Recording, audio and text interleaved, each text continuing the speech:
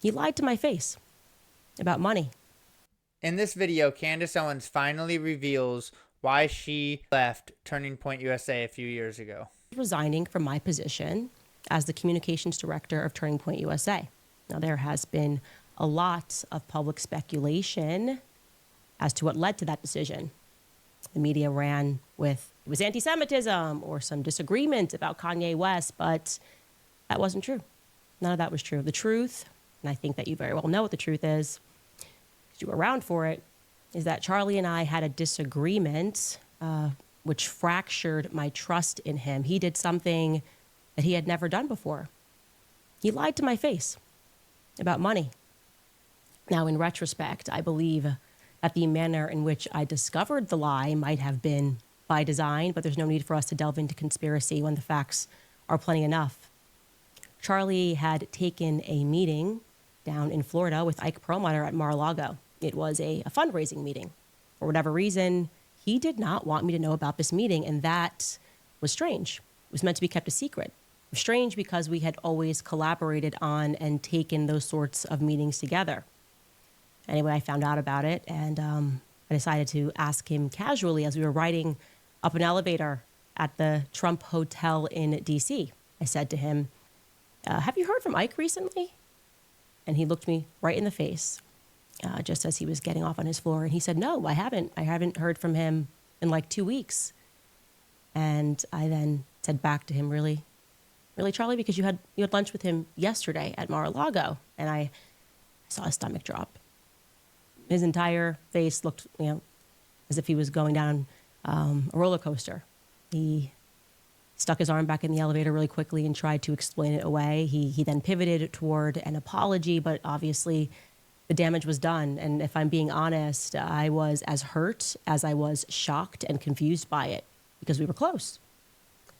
We did go back down to the lobby. We sat at a table and we talked. I don't even remember whether or not I was angry. I probably was. That does tend to be my choice emotion.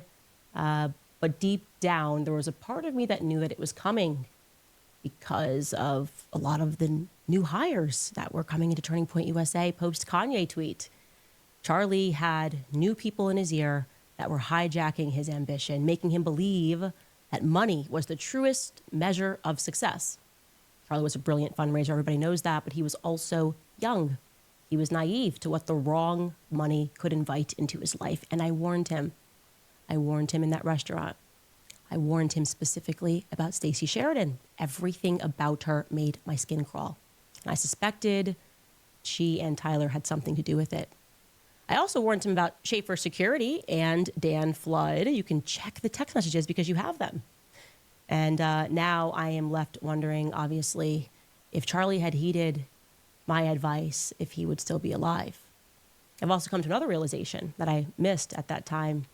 Maybe the newest and the biggest influence in his ear. Who was that, obviously? It was you. You were the newest and biggest influence in Charlie's life. You kind of all arrived at the same time. And you too, Erica, you lied to my face as we sat down in that hotel and we spoke for 4 hours. But I want to be clear, it was different. You see, with Charlie, I could forgive him. We were always like brother and sister. We went on tours thereafter. But you didn't do it when you lied. You didn't do it out of naivety. You didn't do it because you were young and being pulled into the wrong direction by bad faith actors. Andrew Colvett was never going rogue. You knew that. Every single evil thing that was done to me was done with your blessing. And I consider the onslaught of... So, that was it right there. Pretty surprising for me. Now, I will say, I've been a Republican Fox News watcher and everything, but for a few years, since about 2019, supporter of Trump for the most part. Anyway, it's not like I'm like, whatever, but I didn't keep up with the ins and outs of Turning Point. I really didn't know too much. Learned a lot more recently in the last few months, but and I always knew Charlie Kirk. He'd be on Fox News, but and I knew he did his Turning Point debates, but until he got assassinated, like I knew who he was, but I didn't know uh, I didn't know with Candace and the fallout and everything.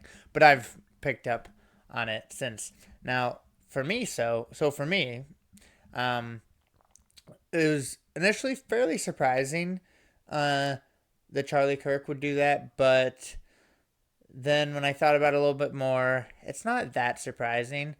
And also, I mean, I'm sure he has his other motives and stuff, but also, Candace is probably fairly difficult. So, for example, like, well, not for example, but basically, if he was wanting to do something that he kind of knew would be not for Candace's principle, he would know that Candace is going to be just head over heels on holding principle. Um, Maybe Charlie should have held principle a little bit more.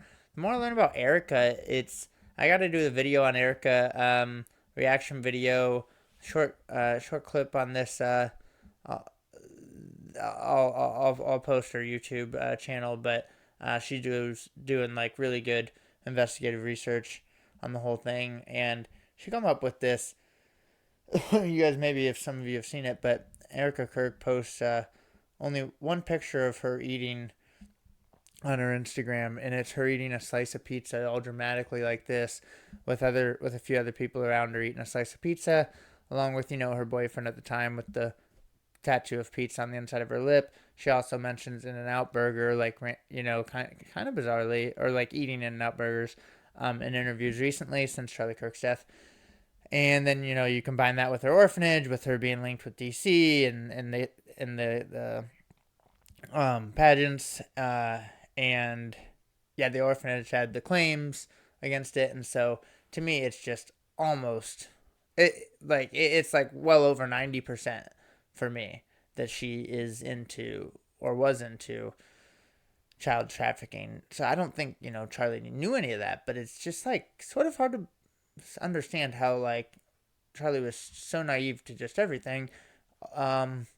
But I'm sure he like knew that she had a past of maybe drinking, having some sex, stuff like this, and he probably figured people change and stuff, and he mentioned before he had a porn problem, so he changed too. So I'm sure he wasn't always perfect, and he's probably said more about that I don't know about. Well, thanks for watching. Please subscribe to the channel if you haven't, and I'll catch you on the next one. Have a good one. Thanks.